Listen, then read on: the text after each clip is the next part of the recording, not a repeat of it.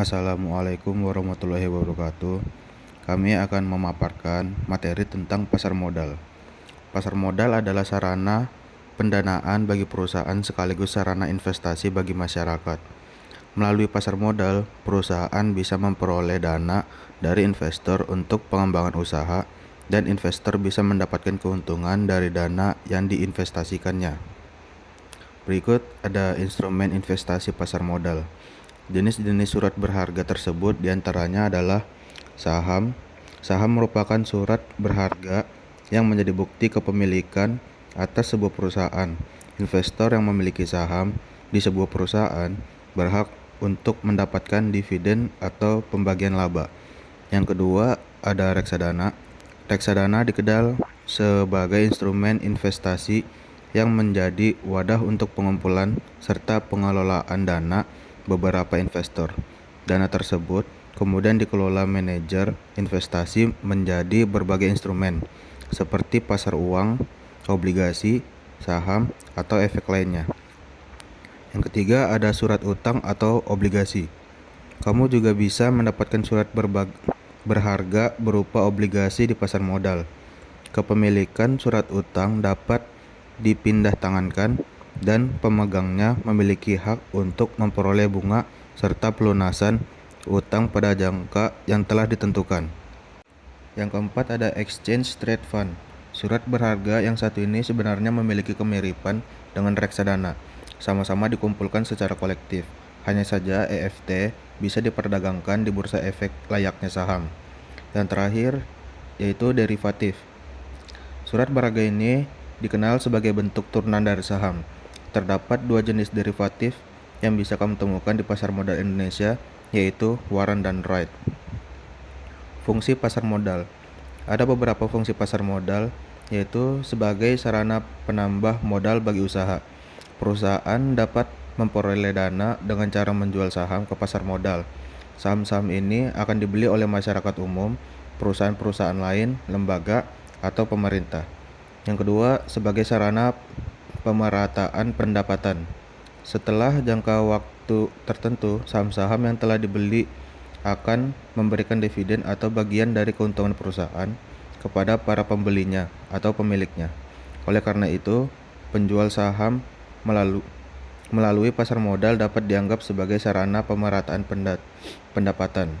Yang ketiga, sebagai sarana peningkatan kapasitas produksi.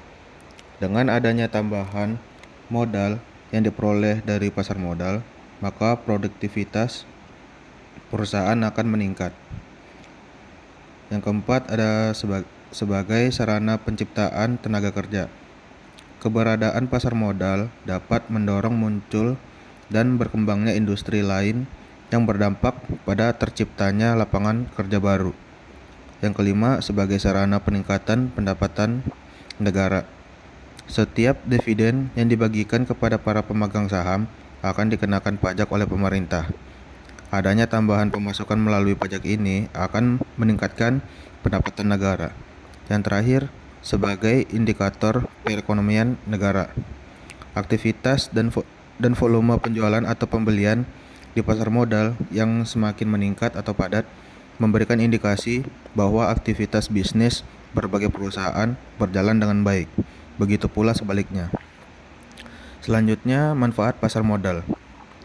Manfaat pasar modal untuk emiten yaitu jumlah dana yang dapat dihimpun berjumlah besar. Dana tersebut dapat diterima sekaligus pada saat pasar perdana selesai. Tidak ada konvenan sehingga manajemen dapat lebih bebas dalam pengelolaan dana atau perusahaan. Solvabilitas perusahaan tinggi sehingga memperbaiki citra perusahaan. Ketergantungan emiten terhadap bank menjadi lebih kecil. Selanjutnya, manfaat pasar modal untuk investor. Nilai investasi berkembang mengikuti pertumbuhan ekonomi. Peningkatan tersebut tercermin pada meningkatnya harga saham yang mencapai capital gain.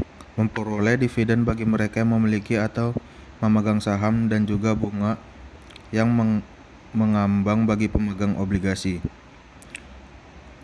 Dapat sekaligus melakukan investasi dalam beberapa instrumen yang mengurangi risiko. Selanjutnya ada tujuan emiten dan tujuan investor. Para emiten memiliki berbagai tujuan dan hal lain biasanya sudah tertuang dalam Rapat Umum Pemegang Saham atau RUU PS.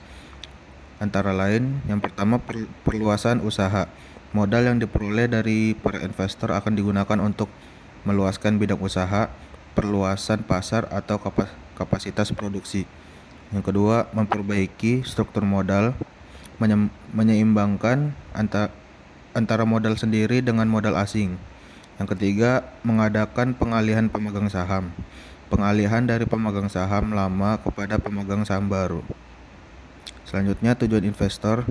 Tujuan utama para investor dalam pasar modal antara lain, yang pertama, memperoleh dividen.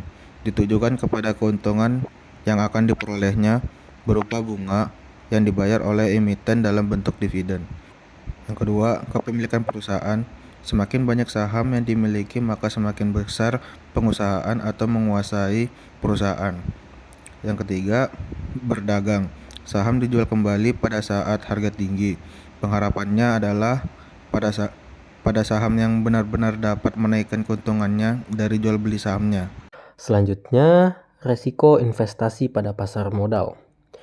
Risiko terkait investasi pada pasar modal adalah sebagai berikut. Yang pertama adalah kerugian modal atau capital loss. Kerugian dari selisih harga pembelian dan penjualan. Investor menjual dengan harga yang lebih rendah daripada harga pembelian. Kemudian yang kedua adalah likuidasi perusahaan atau perusahaan yang bangkrut atau dibubarkan.